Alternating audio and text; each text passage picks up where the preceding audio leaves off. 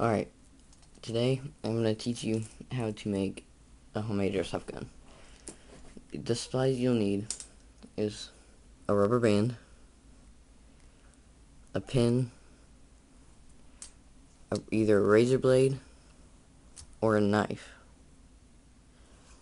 and a golf tee, which I like to use the short ones, and some tape. What you need to do first is take your pin and cut this end off right there, and this end off about right there. So it'll be about that long. And once you've already done that, it'll look like this. And you stick the golf tee in one of the ends so it fits in like that.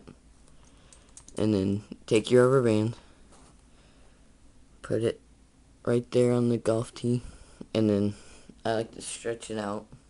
Hold on. And then I take the tape and hold it like that to where it's pretty tight, and then tape it around there so it'll stay. Just get the extra in there, like that.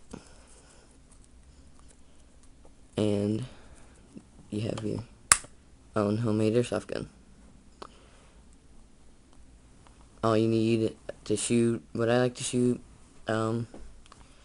paper balls or airsoft bullets if they fit in the pin tube, or nails, but you gotta be careful with those. And that's it.